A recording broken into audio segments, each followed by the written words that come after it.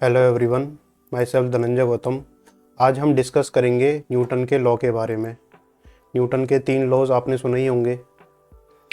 तो 3 law Newton के physics पे अप्लाई होते हैं, लेकिन अगर मैं आपको बोलूं कि वो अपने बिहेवियर पे भी अप्लाई होते हैं और आप इन 3 लॉज को अच्छे तरह समझ गए कि वो हमारे बिहेवियर पे कैसे अप्लाई होते हैं, तो आपको ये पता लगेगा कि हम जो भी करते हैं अपने डेली रूटीन में वो हम क्यों करते हैं, और जो भी नहीं करते हैं वो हम क्यों नहीं करते हैं। और इन चीज़ों को जानने के लिए हमें अपने अंदर झांकना पड़ेगा कि अगर हम किसी चीज़ के लिए प्रेरित होते हैं करने के लिए, तो उसके लिए हमारी क्या क्या रिक्वायरमेंट्स होती हैं, क्यों हम उस चीज़ को करने के लिए प्रेरित होते हैं डेली बेसिस पे, नॉट लॉन्ग टर्म। और अगर हम किसी चीज़ को नहीं करते हैं, किसी चीज़ का मन नहीं करता है, तो हमारा उस चीज़ के लिए मन क्यों नहीं करता है, और हम ऐसा क्या करें कि हमें उस चीज़ को करने का मन करे। तो इस चीज़ के बारे में हम डिस्कस करेंगे इस वीडियो में। आप इसे ज़रूर देखें। अगर आपको डेली सिटिंग में प्रॉब्लम आ रही है और सिटिंग कर भी लेते हैं, मान लो 9 से 10 घंटे सिटिंग करते भी हैं, उसके बाद भी आपका जो है आउटपुट नीलबट्टे सन्नाटा रहता है, या आपने ऐसा लगता है कि पूरे दिन बैठे कुछ भी नहीं पढ़ा है। ठीक है, अब पहले न्यूटन के लॉ पे आते हैं। ये कहता है कि कोई भी अगर बॉडी मोशन स्टेट में है, मतलब वो मूव कर रही है, तो वो मूव करती ही रहेगी unless and until there is a external force applied to it. मतलब कि कोई भी बाहरी ताकत अगर उसे रोक नहीं रही है तो वो चलती ही रहेगी। और सिमिलरली अगर कोई बॉडी रेस्ट में है तो वो रेस्ट करती ही रहेगी। ठीक है, तो सिमिलरली ये हमारे बिहेवियर पे भी अप्लाई होता है। If we are doing nothing and there is no external force, तो वील डू नथिंग। पूरे दिन हम ऐसे ही बैठे रहेंगे, हम कुछ नहीं करेंगे अगर कोई एक्सटर्नल फोर्स हमारे ऊपर अप्लाई नहीं करती है। अब ये एक्सटर्नल फोर्स को आप सीख करते हो, यूट्यूब वीडियो देखते हो, ठीक है, पेरेंट्स होते हैं, फ्रेंड्स होते हैं, तो उनके साथ compete करते हो, तो एक्सटर्नल फोर्स को आप जो है सीख करते हो। लेकिन अगर आपके अंदर से वो नहीं आ रहा है, if it is not from your inner self, वो फोर्स नहीं आ रही है, तो आप वहीं बैठे रहोगे जहाँ पे आप बैठे हो। तो पहला तो लॉ ये कहता है ना। दूसरा लॉ क्या कहता है न्यूटन का दूसरा लॉ कहता है force equal to mass into acceleration.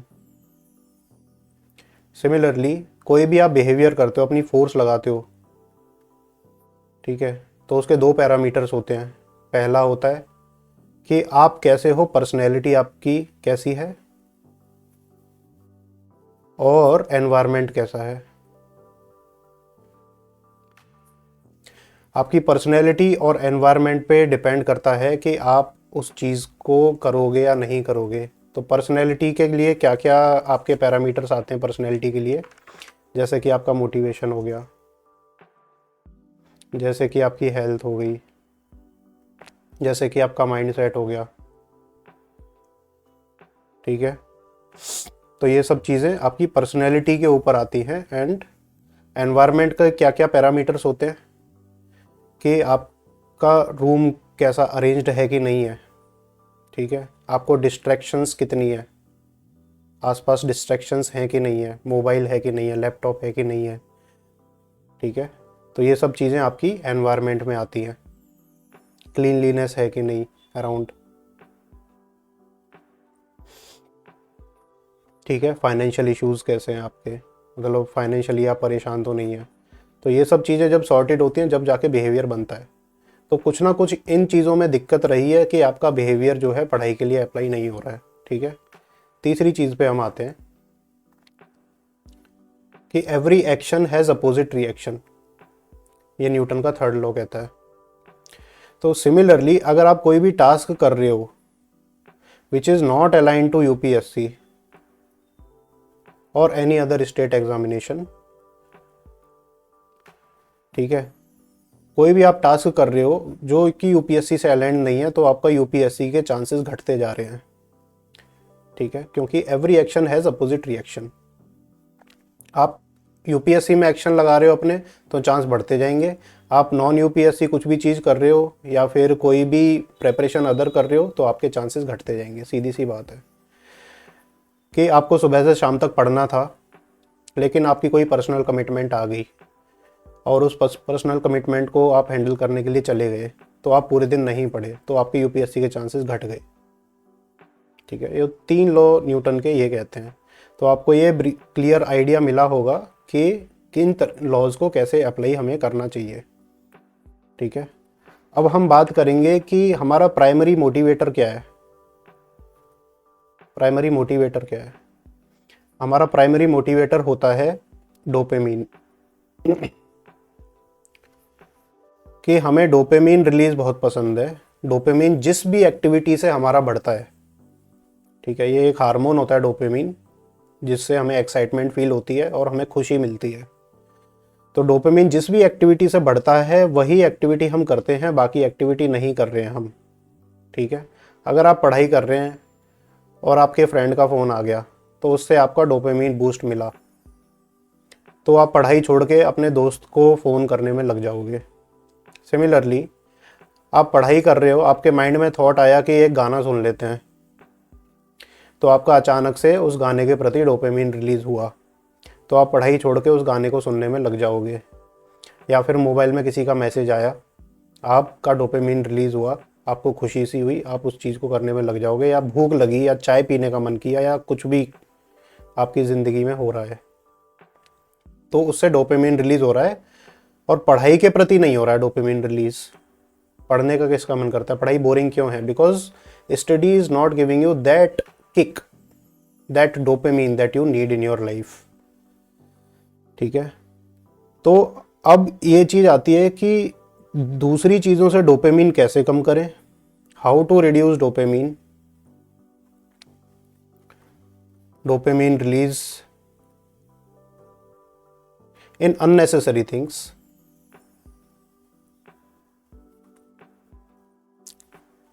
दूसरा ये है कि how to increase dopamine while we do study. How to increase dopamine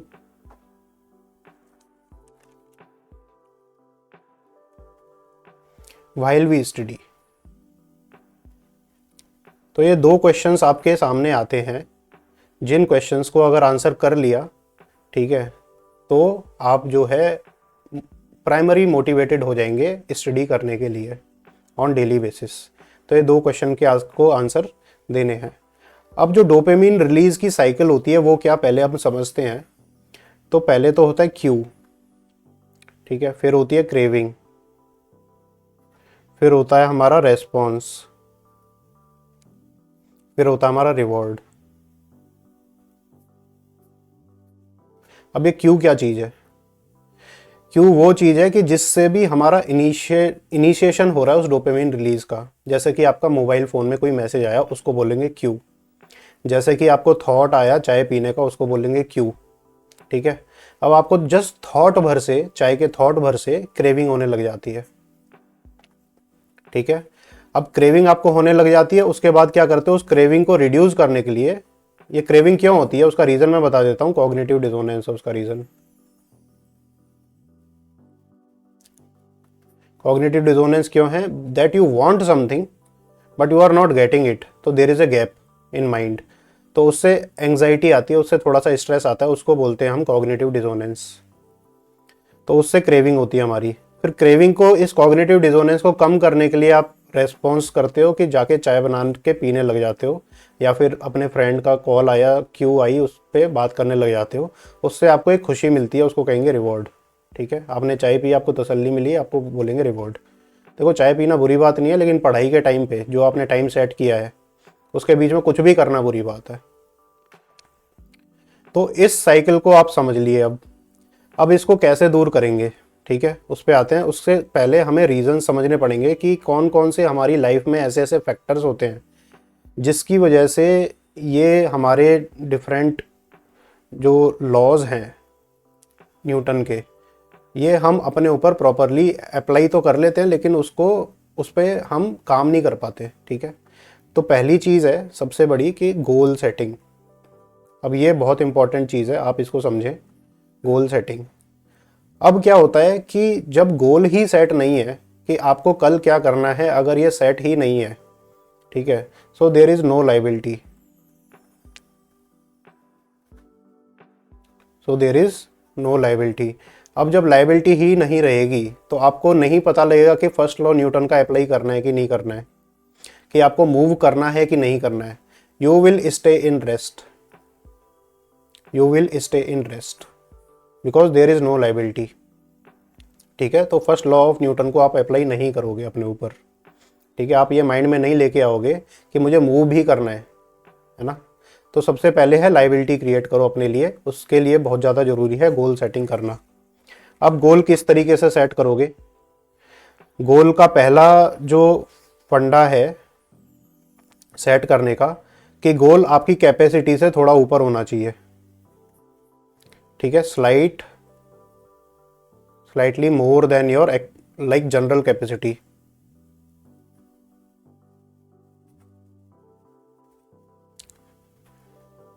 कि आपकी कैपेसिटी है मान लो 7 घंटे पढ़ना, तो आप गोल सेट करोगे मेरे को 9 घंटे पढ़ना है, पहली चीज़। ठीक है, दूसरी चीज़ आपकी कैपेसिटी है कि आप 2 चैप्टर एक दिन में ख़त्म करते हो, तो आपको 3 चैप्टर के लिए अपना गोल सेट करना पड़ेगा। वो क्यों करना पड़ेगा?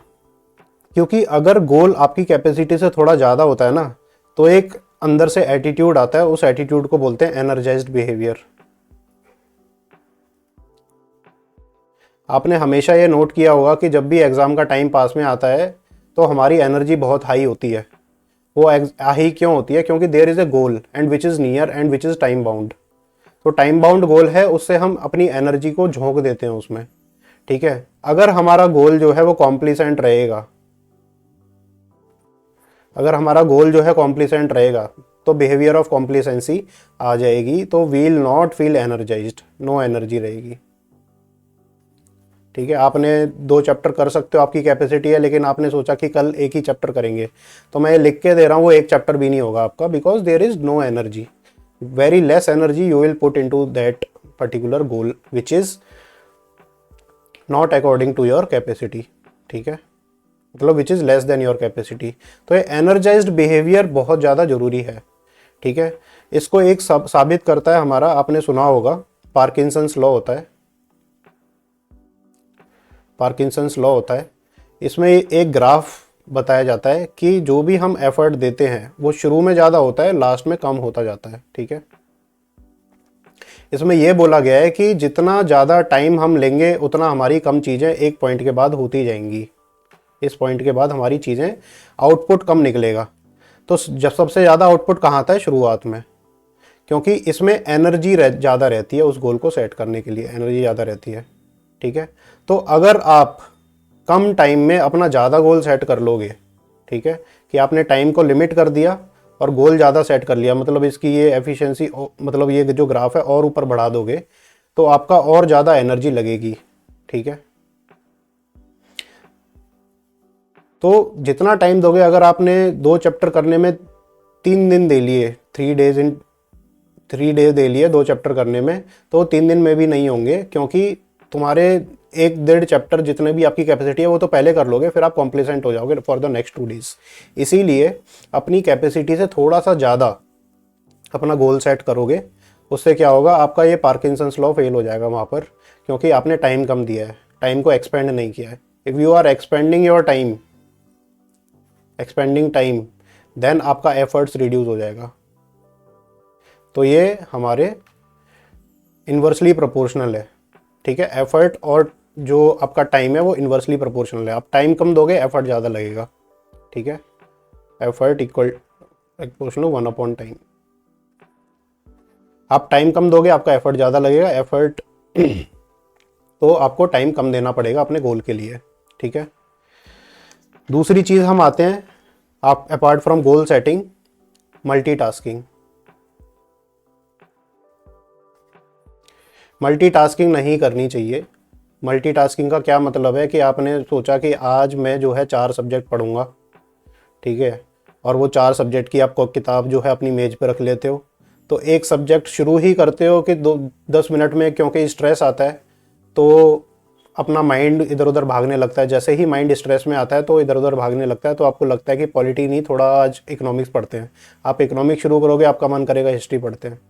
तो 1 डे पर सब्जेक्ट आपका होना चाहिए, ठीक है, with in A section, with in A section. अब ये सेक्शन क्या चीज़ है? Section is A section of a day, ठीक है, कि आपने अपने दिन को 2 सेक्शन में डिवाइड किया, जैसे 2 सेक्शंस में डिवाइड किया आपने अपने डे को, कि एक मॉर्निंग सेक्शन रहेगा, एक हमारा लाइक इवनिंग सेक्शन रहेगा। तो आप अपने माइंड में पहले से डिसाइड कर लो कि मॉर्निंग में मुझे बस एक सब्जेक्ट करनी है and that is let's say polity, और इवनिंग में मुझे एक सब्जेक्ट करनी है दैट्स से ऑप्शनल, ठीक है। तो आपका मॉर्निंग में जब आपने डिसाइड कर लिया कि सिर्फ पॉलिटी ही करोगे आप, तो फिर आप किसी और सब्जेक्ट की किताब अपनी मेज पे नहीं रखोगे। उस सब्जेक्ट की किताब जो है आप अलमीरा में रखोगे, मतलब अपनी मेज को क्लियर कर दोगे, सिर्फ पॉलिटी पढ़ोगे। और जब आप ऑप्शनल को उठाएं तो ऐसा नहीं है कि उस पॉलिटी की किताब को उठा के अपने साइड में रख दिया फिर ऑप्शनल को ले लिया, नहीं, मेज को, पूरे रूम को वापस से क्लीन करना है, और आपकी मेज पे और इधर उधर आपकी विसिनिटी में सिर्फ ऑप्शनल होना चाहिए और कुछ नहीं होना चाहिए। तो आप ये देखो, दूसरी सब्जेक्ट का भी एक गंदा रूल होता है कि अगर आपकी मेज पे दूसरी सब्जेक्ट की बुक्स रखी हैं या टेस्ट रखे हैं या कुछ भी रखा है तो उससे नेगेटिव इम्पैक्ट पड़ता है आपकी परफॉर्मेंस पे।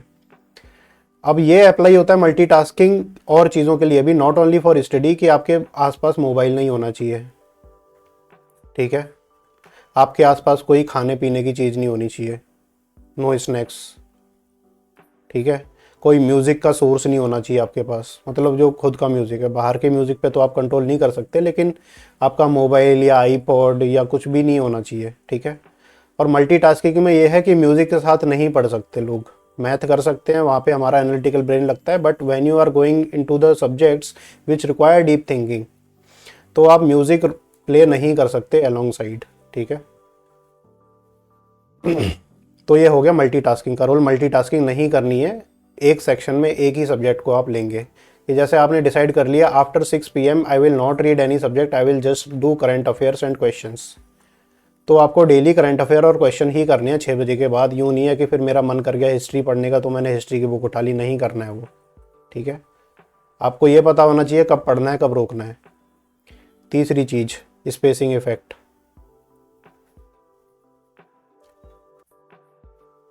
स्पेसिंग इफेक्ट हमारा साइंटिफिकली प्रूवन है। स्पेसिंग इफेक्ट का क्या मतलब है कि अगर हम कोई भी चीज़ शुरू करते हैं और वो हम करते ही जा रहे हैं तो एक पॉइंट के बाद मोनोटोनी आ जाती है, और ये ह्यूमन बिहेवियर है, इसमें शर्म करने वाली कोई बात नहीं है। तो हमें बीच बीच में स्पेस देना चाहिए, ठीक है, और ये साइंटिफिकली प्रूवन है। और स्पेस क्यों देना चाहिए कि जब आप कोई भी स्टडी करते हो तो आपके न्यूरॉन्स जो हैं ना, माइंड के न्यूरॉन्स, वो एक्साइट हो जाते हैं। माइंड के आपके न्यूरॉन्स जो हैं एक्साइट हो जाते हैं। तो जब न्यूरॉन्स आपके एक्साइट हो जाते हैं तो कुछ टाइम बाद वो बर्न आउट होने लगता है, ठीक है, क्योंकि बॉडी को रेस्ट नहीं मिला उन न्यूरॉन्स को ठंडा करने के लिए और नए न्यूरॉन्स बनाने के लिए आपके माइंड में, ठीक है। तो उन बर्नआउट न्यूरॉन्स से अगर आप उनको और एक्साइट करते रहोगे तो ये बॉम्बार्डमेंट हो जाएगा, आपके सिर में दर्द हो जाएगा, ठीक है। आप जो भी पुराना पढ़ा हुआ है सब भूल जाओगे और आपको ऐसा लगेगा कि आपको कुछ भी पढ़ा है वो याद नहीं है, ठीक है। ऐसा नहीं है आपने पढ़ा है वो याद नहीं है, बल्कि उन न्यूरॉन्स का बॉम्बार्डमेंट हो जा रहा है। तो इसलिए टाइम टू टाइम अगर आप कुछ भी पढ़ रहे हैं तो आपको जो भी न्यूरॉन्स हैं उनको ठंडा करने के लिए टाइम देना पड़ेगा। आप उस टाइम पे ऐसा नहीं है कि कुछ और एक्टिविटी स्टडी की कर रहे हो, है ना, प्रॉपरली रेस्ट लेना है।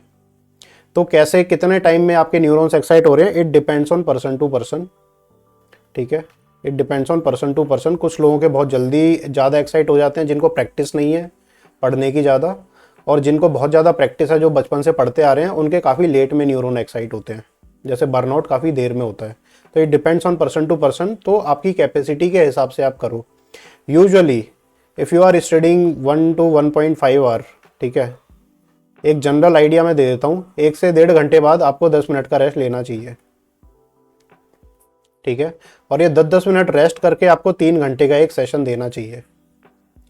उसके बाद अपने दिन में 3 सेशन रखो, इस तरीके से 3 सेशन रखो 3-3 घंटे के, और हर 1 घंटे बाद आपको 10 मिनट का ब्रेक लेना चाहिए। अब जो विद इन सेशन जो ब्रेक है वो थोड़ा ज़्यादा होना चाहिए, वो एटलीस्ट 1 to 1.5 आवर होना चाहिए विद इन सेशन ब्रेक।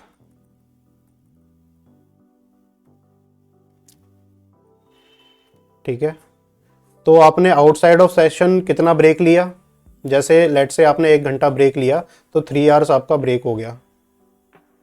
ठीक है, और हाफ आवर आपका एक सेशन में ब्रेक हुआ तो 3 आवर, तो नियरली आपने 4.5 to 5 hours during studies break लिया है।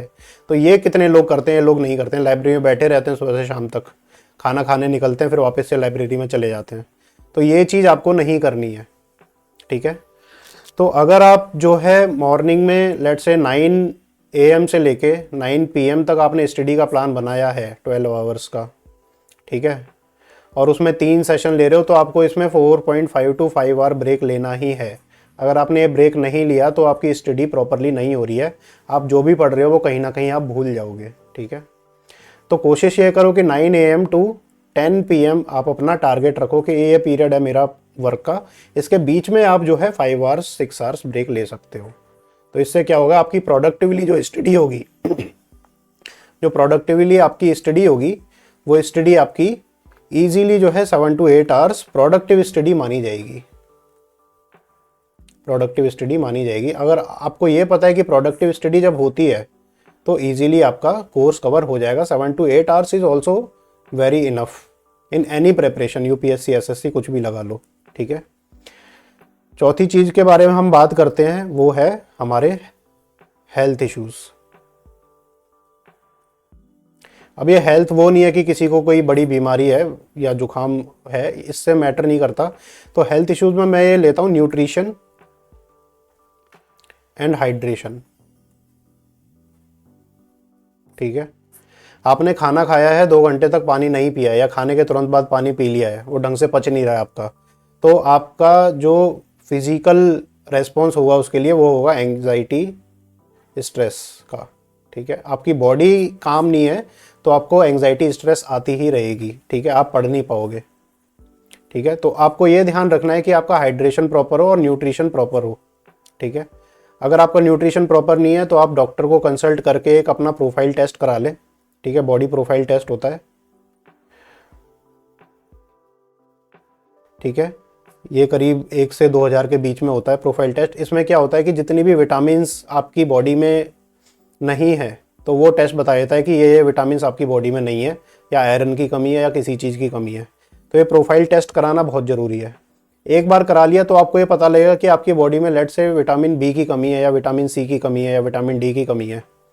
एक बार आपको पता लग गया, उसके बाद आप डॉक्टर से कंसल्ट करके उसकी मेडिसिन लो और वो ठीक हो जाएगा। मल्टीविटामिन्स वगैरह ले सकते हो। और हाइड्रेशन की साइकिल बहुत अच्छी होनी चाहिए, एक साथ पानी नहीं पीना है, धीरे धीरे घूंट घूंट करके पीते रहना है।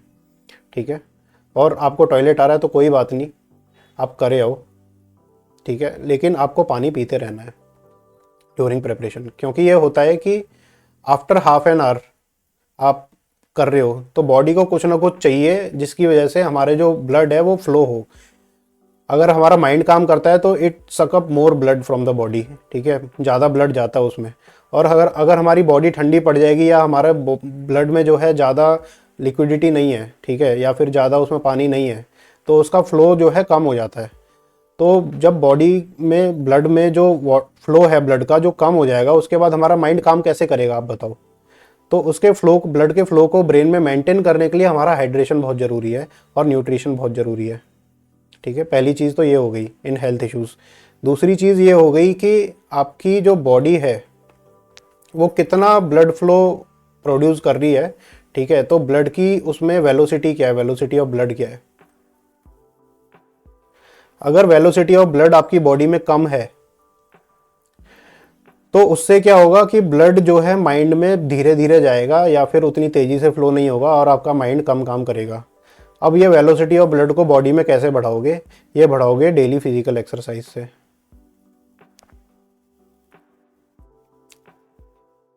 ठीक है, बॉडी को आदत डालो कि फ्लो ऑफ ब्लड बढ़े। ठीक है, थोड़ा सा ब्लड प्रेशर हमारा बढ़ना चाहिए कुछ टाइम के लिए।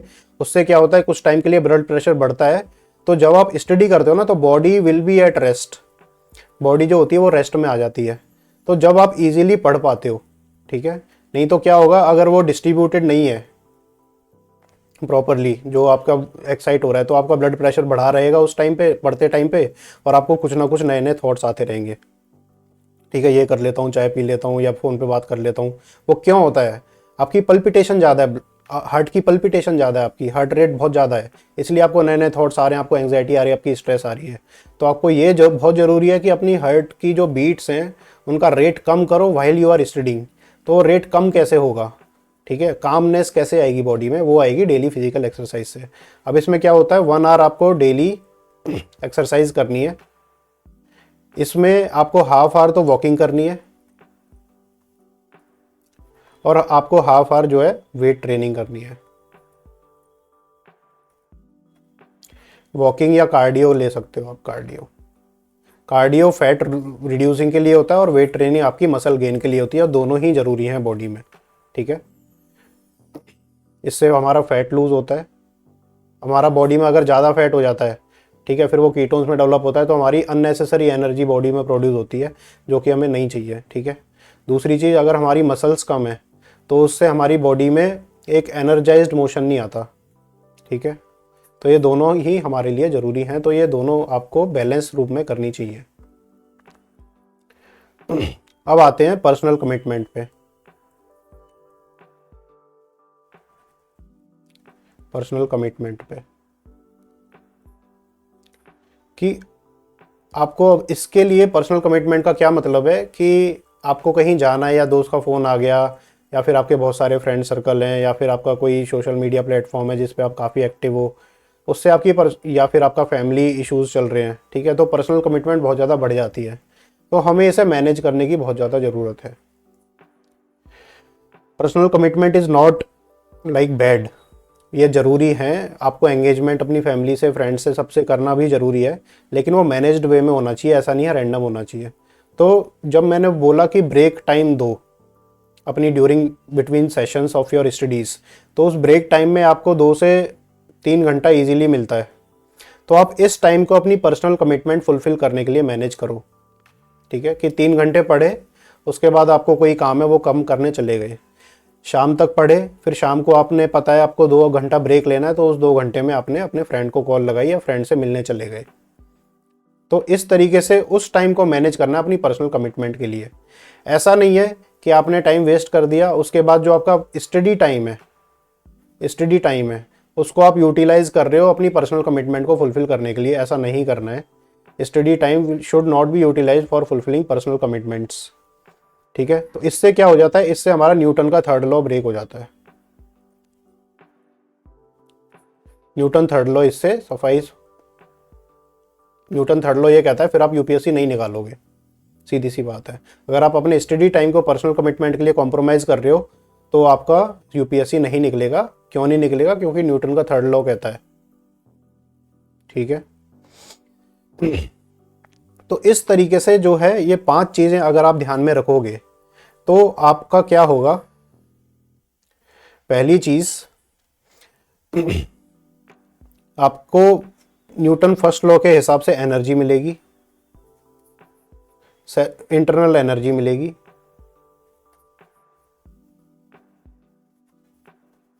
जिसकी वजह से आपको कोई एक्सटर्नल सोर्स की जरूरत ही नहीं होगी, आप खुद एक मोशन में आ जाओगे।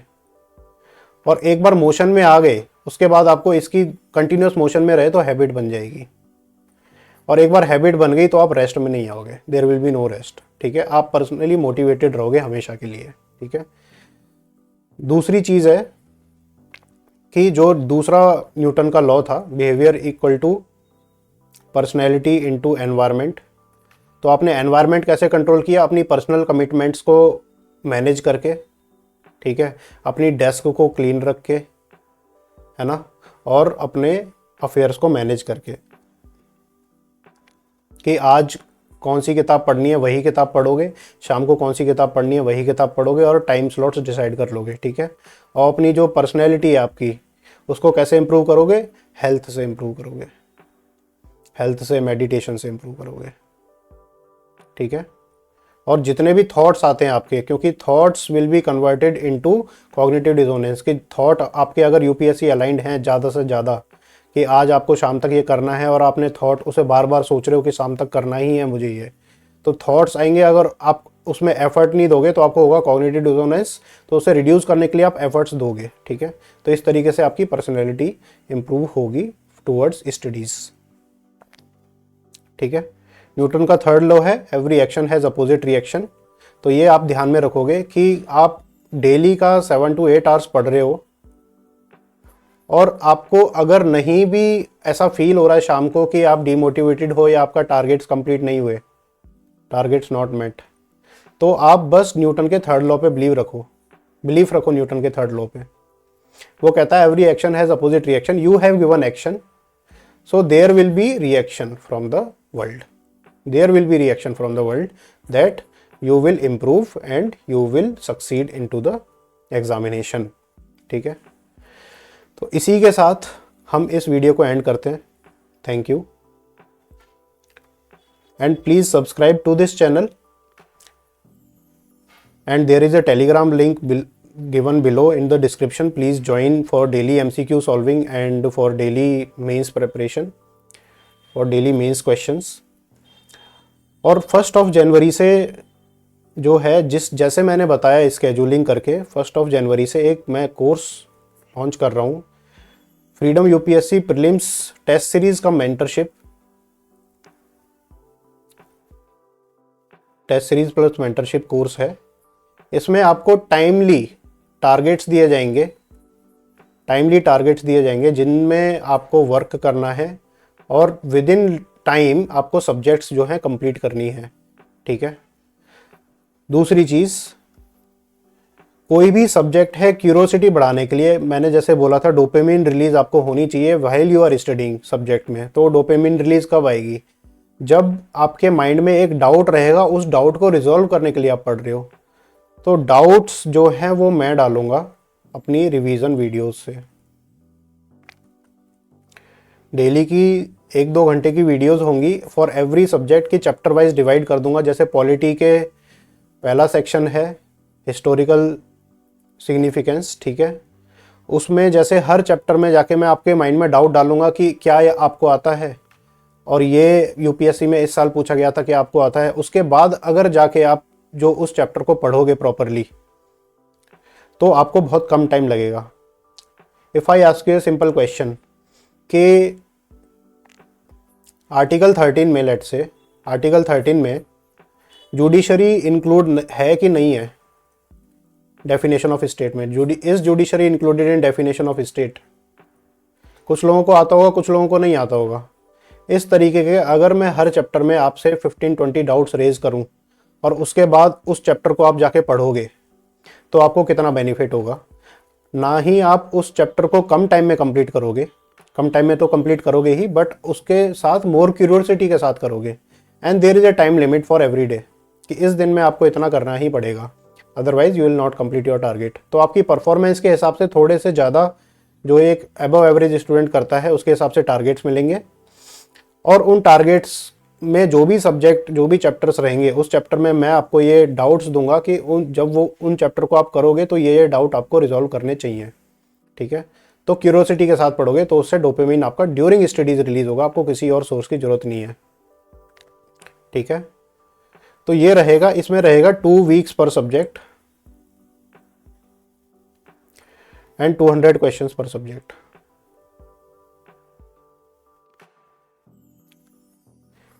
और ये आपको करना है, every subject will be finished by 31 March. 31 March तक सारी सब्जेक्ट आपकी फिनिश हो जाएंगी।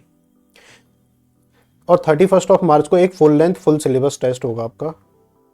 उसमें आप ये गेज करोगे कि आपने इस टेस्ट में after revision of everything and after performing your questions, after doing your questions 200 question for every subject, और जितने भी डाउट्स थे वो सारे रिजॉल्व करके आपके कितने मार्क्स आ रहे हैं। उसके बाद हमारा अब 1 अप्रैल से रिवीजन शुरू होगा, फर्स्ट रिवीजन। इस रिवीजन में क्या होगा, 1 वीक पर सब्जेक्ट मिलेगी। अभी आपको 2 वीक पर सब्जेक्ट मिलेगी, यहाँ पे आपको 1 वीक पर सब्जेक्ट मिलेगा, ठीक है। और ये कैसे रिवाइज करना है, रिवाइज करेंगे थ्रू एमसीक्यूज़ के थ्रू रिवाइज करेंगे। इसमें क्या होगा, 50 क्वेश्चंस आपको डेली के मिलेंगे, 5 days a week, Monday to Friday. 50 questions morning में आपने 1 घंटे में किए, फिर उसकी 2 घंटे आपने डिस्कशन अटेंड करी, 2 आवर डिस्कशन अटेंड करी। उस डिस्कशन के बाद आप जहाँ से भी वो क्वेश्चन आए थे, पहले तो उसका मॉडल आंसर पढ़ेंगे और साथ में अपने रेफरेंस सोर्स को भी लेंगे, ठीक है। तो 1 हफ्ते में गारंटीड, अगर आपके माइंड में डाउट होंगे सिर्फ इन क्वेश्चंस में, जो जहाँ से क्वेश्चंस आए वो चैप्टर करने और इन क्वेश्चन को रिजॉल्व करना है, तो आपका इजीली 1 हफ्ते में एक सब्जेक्ट रिवाइज हो सकती है, ठीक है, अगर आप जैसे मैंने गाइड किया है वैसे चलोगे तो। And every weekend there will be full length test, और ये फुल सिलेबस रहेगा। तो ऐसा कि जैसे आपने 31 मार्च को कोई टेस्ट किया, ठीक है, full length full syllabus test, उसमें लेट से आपके 55 क्वेश्चन सही हो रहे थे, तो फर्स्ट सब्जेक्ट को करने के बाद आपके कितने सही होंगे, first subject like first week of April को रिवाइज करने के बाद 7 अप्रैल को अगर आप कोई टेस्ट दोगे, तो आपकी पॉलिटी एक और बार रिवाइज हो चुकी है, तो आपके इसमें कुछ मार्क्स इंक्रीज होंगे। लेट से 2-3 क्वेश्चंस आपके ज़्यादा सही हुए 55 में, लेट से 58 क्वेश्चन सही हुए। फिर आप नेक्स्ट वीक में इकोनॉमिक्स रिवाइज करोगे, तो इकोनॉमिक्स को रिवाइज अगेन करने के बाद आपके 60 क्वेश्चन सही होंगे। उसके बाद आपके और ज़्यादा क्वेश्चन हर सब्जेक्ट को रिवाइज करते करते आपके होंगे। तो 17 मई तक आपके सारे सब्जेक्ट अगेन रिवाइज हो जाएंगे। और इन सारी सब्जेक्टों के शॉर्ट नोट्स कैसे बनाने हैं वो मैं बताऊंगा। उसमें सिर्फ डाउट्स रहेंगे उन शॉर्ट नोट्स में, और उन डाउट्स को कैसे रिजॉल्व किया है वो 3 to 4 लाइन्स में आप उसको डाउट्स को लिख दोगे। तो इस तरीके से अगर आपके नोट्स रहेंगे, तो जैसे मेरी प्रीवियस वीडियोस में आपने देखा होगा 2 कॉपीज़ आपकी बनेंगी। एक कॉपी आपकी रहेगी एमसीक्यू एरर नोट्स की, और दूसरी कॉपी आपकी रहेगी करंट अफेयर एरर नोट की।